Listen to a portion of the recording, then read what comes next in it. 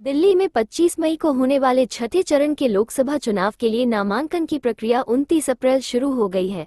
ऐसे में अब उम्मीदवारों के नामांकन करने का सिलसिला भी शुरू हो गया है।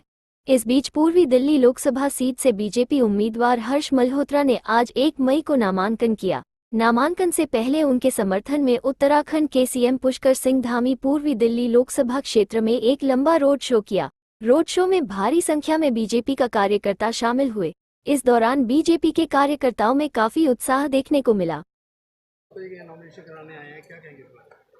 हर्ष मल्होत्रा जी यहाँ से जमीन से जुड़े हुए नेता हैं। मोदी जी को प्रधानमंत्री बनाने के लिए इस क्षेत्र से पूर्वी दिल्ली से हर्ष मल्होत्रा जी को एक तरफा मतदान होगा और भारी बहुमत से जीतेंगे। ऐतिहासिक कल एक विवादित बयान दिया है सर, पूर्व मंत्री कांग्रेस के रहे हैं, उन्होंने कि मोदी जी जो है वो उनकी जो स्पर्म है वो नहीं है, इसलिए वो बच्चा पैदा नहीं कर पाए, इसलिए उनका परिवार कैसे होगा? देखिए, मोदी जी का परिवार पूरा 140 करोड़ भारतीय हैं और ये बड़बोले बेतुके बयान कांग्रेस पार्टी के लोग मोदी जी का अपमान करने में ही अपनी बड़ाई समझते हैं, लेकिन देश की जनता इसका बदला लेगी।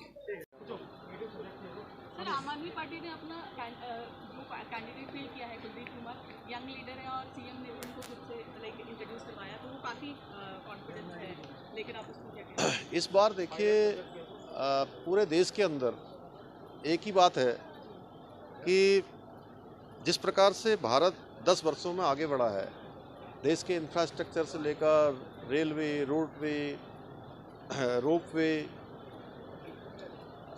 अनेक प्रकार के जो डेवलपमेंट है, इंफ्रास्ट्रक्चर हैं जो बने हैं, साइंस एंड टेक्नोलॉजी में भारत आगे बढ़ा है। आज चंद्रयान हमारा चंद्रमा में जाकर स्थापित हो गया है, आदित्ययान का सफल परीक्षण हो गया है।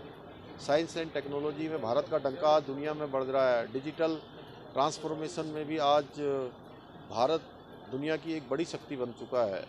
गरीब कल्याण की योजनाएं देश के अंदर गरीबों के लिए लाई गई हैं, चाहे वो आज इज्जत घर देश के अंदर बनाए गए हों या उज्ज्वला के गैस कनेक्शन लाए गए हों, हर घर से नल की जल की योजनाएं लाई गई हों, लखपति दीदी योजना बनाई गई हों, या 4 करोड़ लोगों को प्रधानमंत्री आवास योजना में आवास उपलब्ध कराए गए हों, या 80 करोड़ लोगों को देश के अंदर अन्न देने का प्रावधान किया गया हो और 5 सालों तक आगे के लिए उस योजना को बढ़ाया गया हो।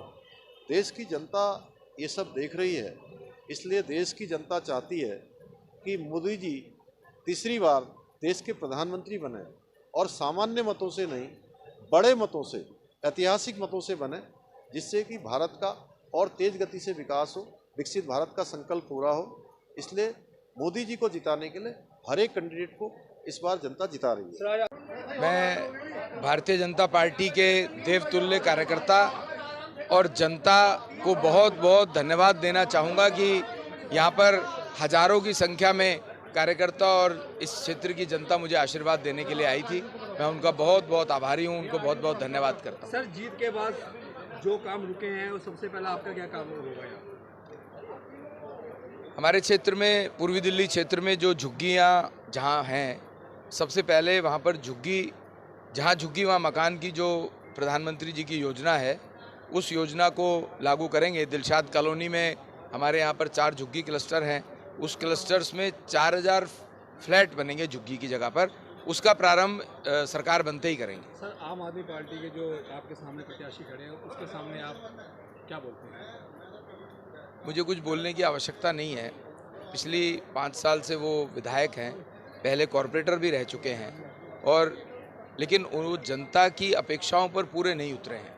कोविड के दौरान वो गायब थे, ना फ़ोन उठाते थे, ना घर पे मिलते थे, और जो वायदे केजरीवाल साहब ने अपनी सरकार बनाने से पहले करे थे 2015 में कि 500 स्कूल, 20 महाविद्यालय, 20 हॉस्पिटल, तो उसका एवरेज निकालें तो एक विधानसभा में 7 स्कूल आते हैं।